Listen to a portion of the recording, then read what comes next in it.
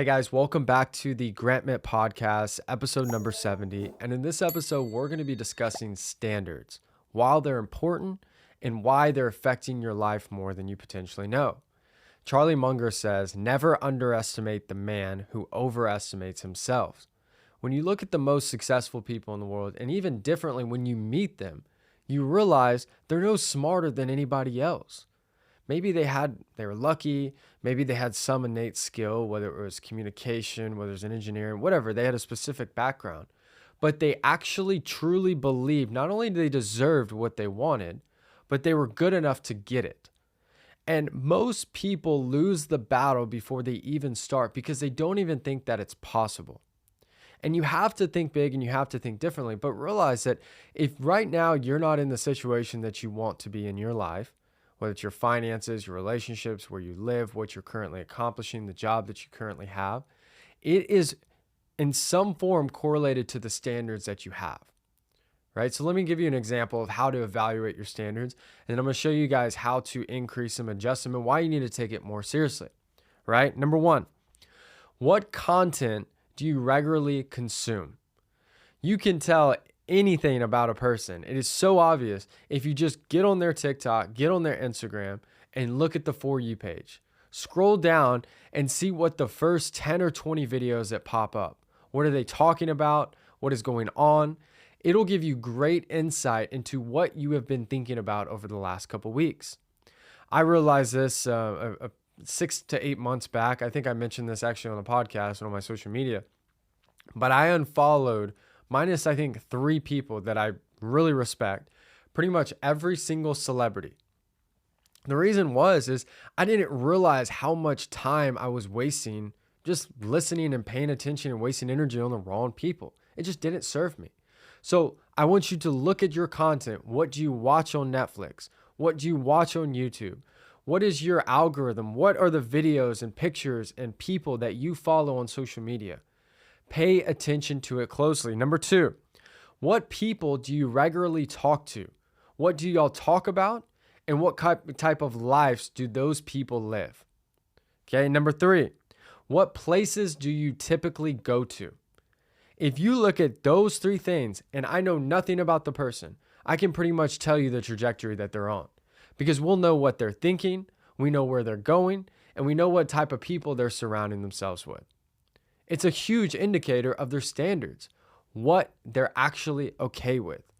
I've met people that if they made less than $1 million in a month, that hell would be freezing over. It would be almost like the end of the world.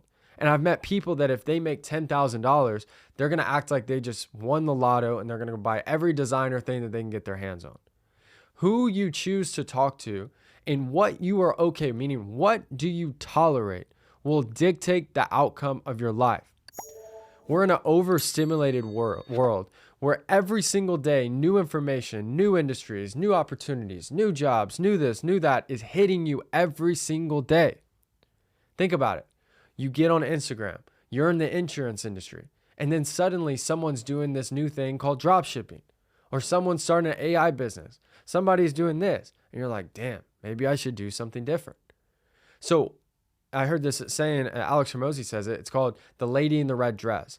In the middle of you doing something that you're really good at, a lady in the red dress runs across that catches your attention. Suddenly you're like, maybe I should do this. And so the reason why I say your standards are so important is in an overstimulated world with so much information that's hitting you from all angles, if you don't have standards that are through the roof, unbelievably high, you will go from job, to industry, to girlfriend, boyfriend to boyfriend, city to city. You will just chase the next thing forever, doing all of these random activities that will put you in all of these different circumstances that will not be up to a standard that it should be because you don't know what you're okay with. If you don't know what is absolutely unacceptable to you, and if you don't know what you actually want out of life, even if it's audacious and so far out that you can't imagine at this moment, then you will constantly spend time around people, environments, and industries that do not serve you. You have to have standards, and you cannot tolerate bullshit, disrespect, and low vibrational energy, like bad success, bad people, bad environments. You have to know what you deserve. So a couple different things that you can do, and then we're going to break these down in details as far as what you do in your finances, as well as the people and the way that people treat you. The first thing is, what type of life do you want? Okay, what do you want? What is the dream goal? What house do you want to have? What area do you want to live in? What people do you want to be friends with? What type of relationships you want to have? Think about all those things. If you need to pause this and write it down for 10, 20 minutes, cool, do it. But I want you to the T, be as detailed as possible. Figure out what you want out of life. What does that look like? The next thing that you need to realize is, what do you tolerate? What is the absolute worst? Like, what do you have to do? Okay, meaning, if your goal is like, man, Grant, I would love to make $1 million a year because I could do this, I could do this, I could do this.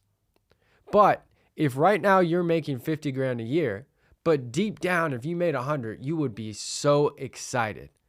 Then you're likely going to find a way to figure out how to make $100,000 because you're okay with it. But if $1 million, let's just say this is a goal as example, if that was your bare minimum, like hell will freeze over if you do not make that income, I bet you'd find a way to do it. The example I always give my sales reps is, picture you got captured by the mob. They had a gun to your head and they said, you have to pay us $1 million by the end of the year, or we're going to take you out, your family out, and everyone. We're watching every one of your moves. This is where your mom is. This is where you were yesterday. This is where this was. All those different things. You have to give us $1 million. It has to be legal. It has to be ethical. What would you do? Would you still make the same amount of calls? Would you still be in the same industry? Would you still just relax on, let's take a day off, I'm a little bit worn out? Would you still do those things?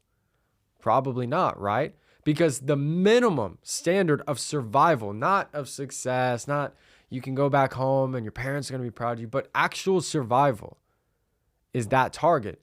I'm sure you would do things a little bit different. That is what standards are.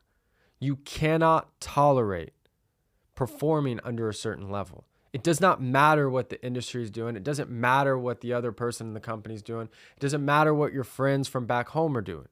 What are your standards? I could tell you the best thing that I've ever been able to, utilize in my life is, I didn't have the resources. I didn't have the connections. I never really had this mentor that just told me the way. And I'm learning right with you guys. And so you're watching me learn as we go as well. But the one thing that I'll tell you is, when I was 22, I had absolutely nothing. I was at the lowest point of my life.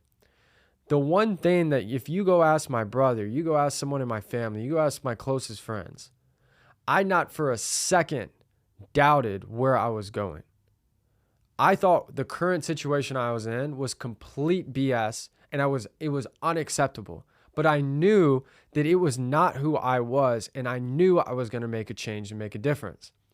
And the book, there's this great book that Donald Trump wrote, and he was talking about, it was about him making a comeback. And Donald Trump, we all know him as the president now, but he was talking about when he was at the lowest point of his career. He was in hundreds and hundreds of millions of dollars of debt, if not more. He was this close to losing everything. And I'm always intrigued by people who are successful, especially people who are different and unique. And when he was at his low point, he told the story of two different things that happened. One is the most Donald Trump version ever. The first one is, he had this gala to go to, and he didn't want to go, and everyone knew that he was at the low point. So if you're in bankruptcy and you're all these different things, you can't take a limo there because it looks bad. So he didn't take a limo. He took a taxi cab, pouring down rain. And he wrote in the book, he said, man, all I wanted to do is just go home and go to sleep. I just felt so low. And he showed up at that event. So screw it, I'm going to show up. He started talking to the guy next to him. The guy next to him, they started talking about how they like golf and this, that, and the other. And it ended up being one of the high-end bankers, one of the highest level bankers for the bank that he owns hundreds and hundreds of millions of dollars to. That because of that one conversation, they were able to refinance and work out another deal that kept him going and helped him build back.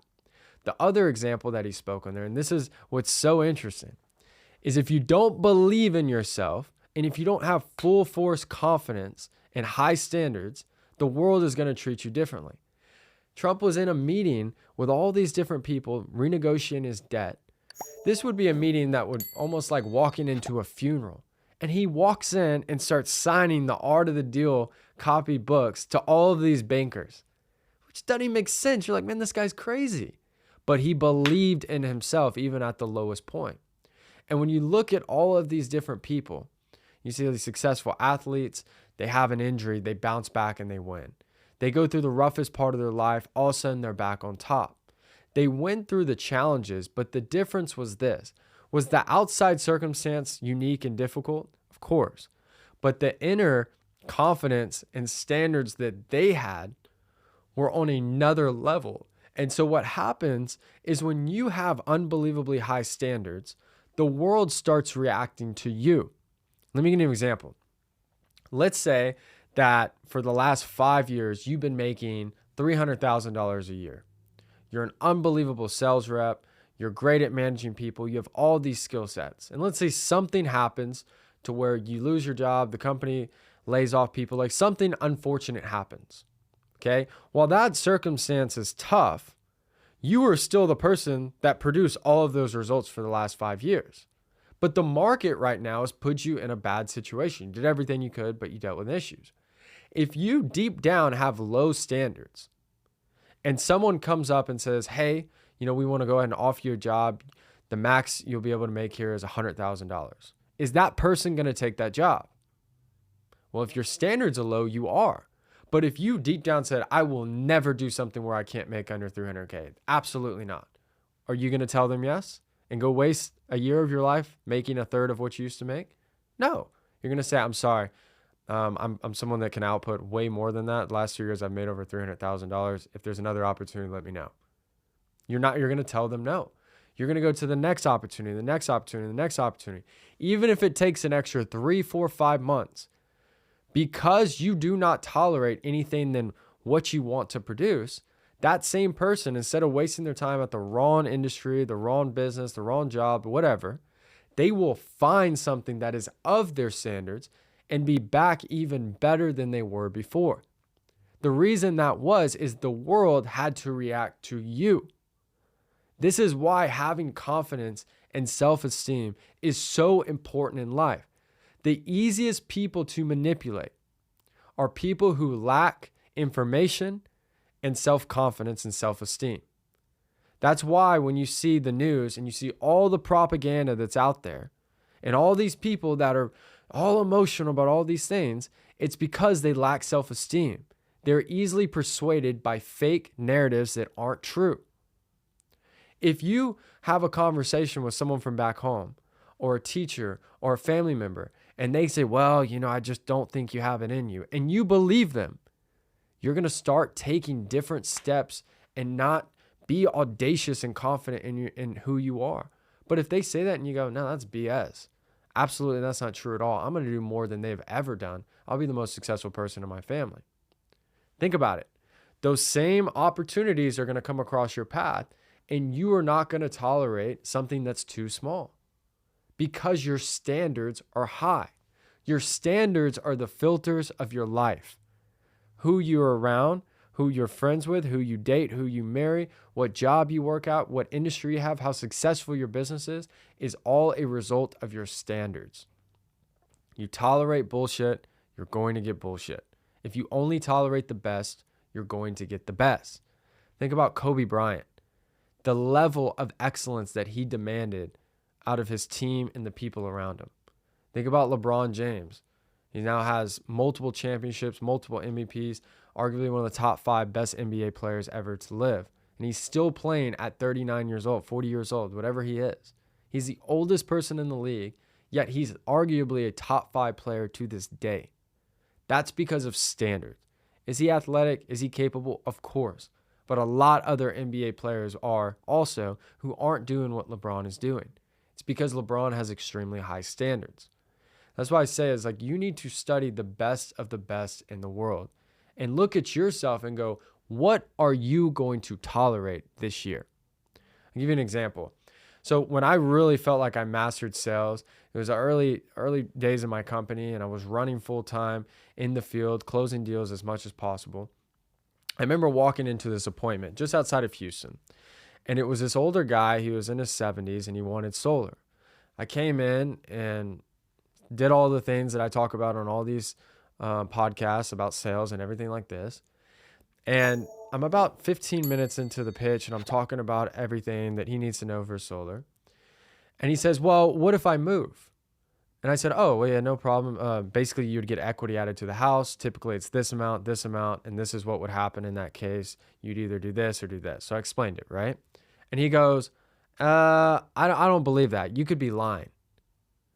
And think about it. At this moment, I had been closing at an unbelievable rate.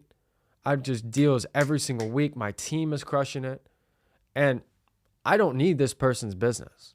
He's sitting here calling me a liar. So in my mind, I'm sitting here thinking, there's nothing I can say. If he thinks I'm a liar, I could pay him $30,000 and he still would not sign up if he thinks I'm a liar. And this is what's interesting. And this is why standards and what you tolerate is so important. He says this and I said, excuse me? Can you say that one more time? And he said, well, I mean, you could be wrong. So now he starts backtracking. I said, well, no, wait, but did you call me a liar? He said, well, yeah. Well, I said, look, number one, I want to be extremely clear. It makes no difference to me if you sign up. Number two, there is not one thing that I will say to you today that will ever be a lie.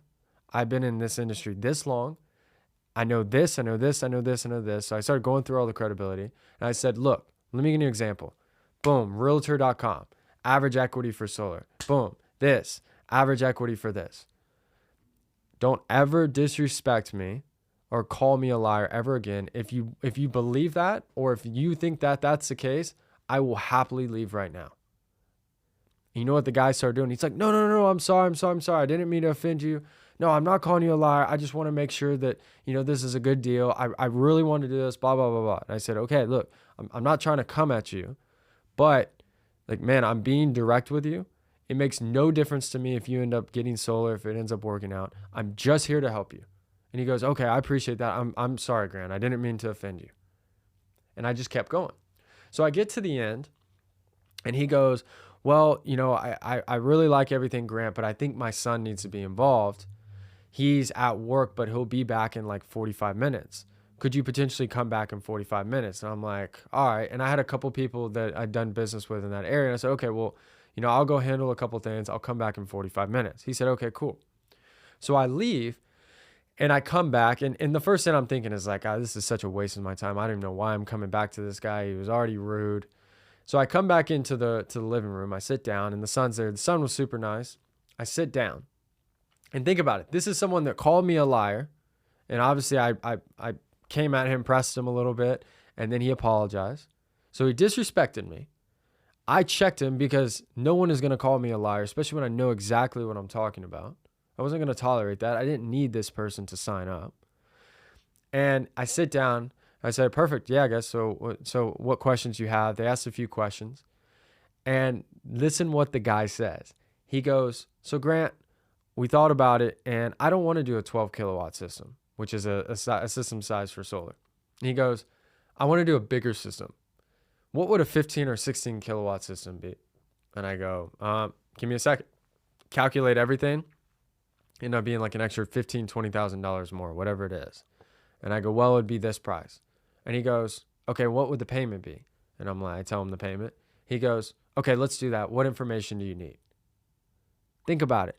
I went from being called a liar and disrespected to not only him saying yes, but him upselling himself almost $20,000. Why? Because of my standards. I wasn't going to sit there and be disrespected. That was unacceptable to me. And because I held to that standard, he had two options. Either to part ways and him not do business with me, or he start respecting me. And when you set your standards high and you stick to them, the world reacts to you. We don't realize how much time we waste around the wrong people in the wrong environments because we're tolerating it. Do not tolerate negative people. I can't tell you guys how many times, and this rarely happens because I've vetted all these people out, that they'll say something so negative around me. I'm say, excuse me, please don't ever say that again. Excuse me, hey, please don't ever speak that. If they're about to speak something, I'm like, don't say it. because I don't want that in the world. I don't want to speak negativity around me. I don't want you to poison my head. I want to protect my environment. I'm not going to surround myself with people who are negative, who don't believe in what we're doing. I don't need that. It's going to poison my mind. It's going to poison my actions, and it's going to poison the people around me. Those are my standards. So it's important to have those different things.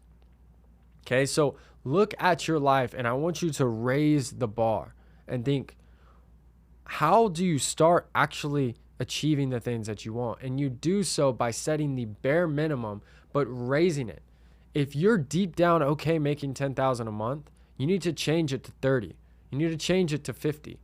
And make it, if you all of a sudden double your income and it's not at your target, that should be unacceptable to you. You should not be celebrating.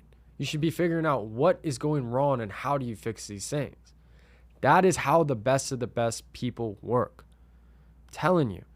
Like they talk about this all the time with the Olympics, is that many times when people actually win the gold medal, they're not even celebrating. They almost have a sigh of relief because they've put so much effort and work to prepare for that moment that why should they not get the gold medal? They know that they're the best, but you can't do that if you don't first believe that. And one thing last to kind of follow, if you guys go watch the Kanye West documentary, guy has absolute belief in himself. There's videos of him having almost no money, driving with his cousin or his people, his friends, and he's sitting there talking about, I know I'm going to have Grammys. I visualize myself like winning the Grammy, doing this, being the best of the best. No one's better than me. He's just saying these things over and over and over and over again.